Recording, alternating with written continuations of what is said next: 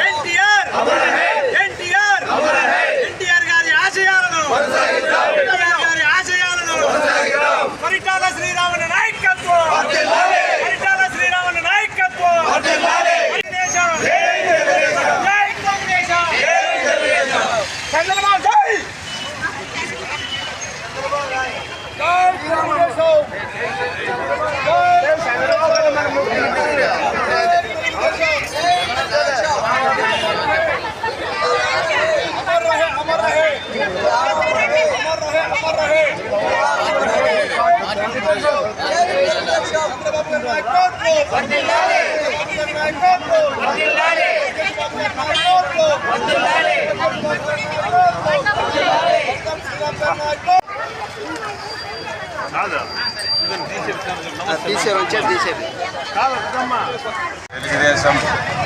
Party ఆవిర్భవించి ఇప్పటికీ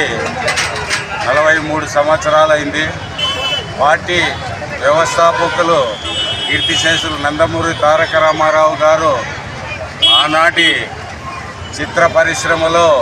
ఒక మహత్వం లేని మహారాజుగా వెలుగుతున్నప్పటికీ ఈ రాష్ట్ర ప్రజల కోసం పేద ప్రజలు కనీస వసతులు లేకుండా కడుపు నిండా అన్నం తినే పరిస్థితి లేని పరిస్థితుల్లో ఈ రాష్ట్రంలో పేద ప్రజల కోసం వారి ఆకలి తీర్చడం కోసం తెలుగుదేశం పార్టీ 1982 మార్చి 29వ తేదీ స్థాపించడం జరిగింది. అప్పట్లో కాంగ్రెస్ పార్టీ దాదాపు 40 సంవత్సరాలు పరిపాలించినప్పటికీ పేద ప్రజలను పట్టించుకోకుండా వారు కనీసం తింటున్నారా, కట్టుకోవడానికి పట్టుందా అనే పరిస్థితిలో లేని పరిస్థితుల్లో వారు పరిపాలన సాగించారు. అలాంటి పరిస్థితుల్లో మరి ప్రతి పేదవాడికి న్యాయం జరగాలని చెప్పి కిలో 2 రూపాయల బియ్యం,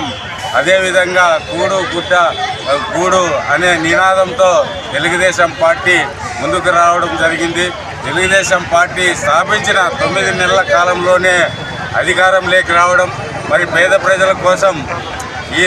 ఈ రాష్ట్రంలో ఎన్నో రాజకీయ వ్యవస్థలో అనేక మార్పులు తీసుకొచ్చి ఎక్కడి ప్రజలు మరి మండలాలను మాండలిక రాజ్యాంగాన్ని తీసుకొచ్చి మండలాలు ఏర్పాటు చేయడం, మండలాల ఏర్పాటుతో మరి ప్రజలు ఇబ్బందులు పడకుండా ప్రజా సమస్యలు అనేటివి ఎక్కడికక్కడ తీరాలి, అధికారులు ప్రజల వద్దకే వెళ్ళాలి అనే ఒక నినాదంతో ఒక మంచి రాజకీయ చైతన్యాన్ని తీసుకొచ్చి ప్రజలకు ప్రభుత్వం నుంచి ఏమందుతాయి, ప్రజాప్రతినిధులు ఏ విధంగా బాధ్యతగా ఉండాలనేది తెలియజెప్పిన మహానుభావుడు కీర్తిశేషులు నందమూరి తారక రామారావు గారు. వారి స్ఫూర్తితో వారి అడుగుజాడల్లో చంద్రబాబు నాయుడు గారు ముఖ్యమంత్రి అయిన తర్వాత మరింత లోతుగా ప్రజలకు ఏం అవసరాలు ఉన్నాయి, ఈ రాష్ట్రంలో బడుగు బలహీన వర్గాలు ఈ రాష్ట్రంలో ఎన్ని కులాలు ఉన్నాయి, ఎన్ని మతాలు ఉన్నాయి, మరి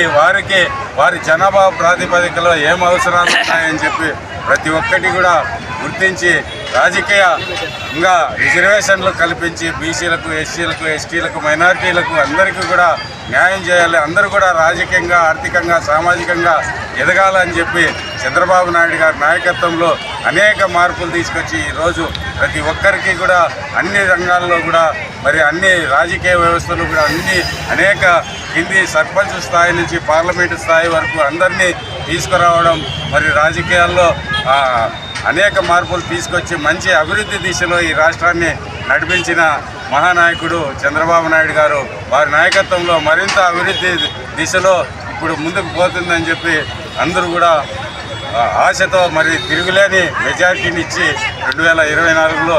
164 సీట్లు ఇవ్వడం, ఆయన మీద మంచి ఒక అడ్మినిస్ట్రేటరు, మంచి పరిపాలనా దక్షత కలిగిన నాయకుడు, ఈ రాష్ట్రాన్ని అభివృద్ధి చేయగల శక్తి ఆయనకే ఉందని చెప్పి ప్రజలు విశ్వసించారు. కాబట్టి వారి విశ్వాసాన్ని ఒమ్ము చేయకుండా ఈ రాష్ట్రాన్ని అభివృద్ధి దిశలో ముందుకు తీసుకెళ్తారని చెప్పి అందరూ కూడా విశ్వసిస్తారు.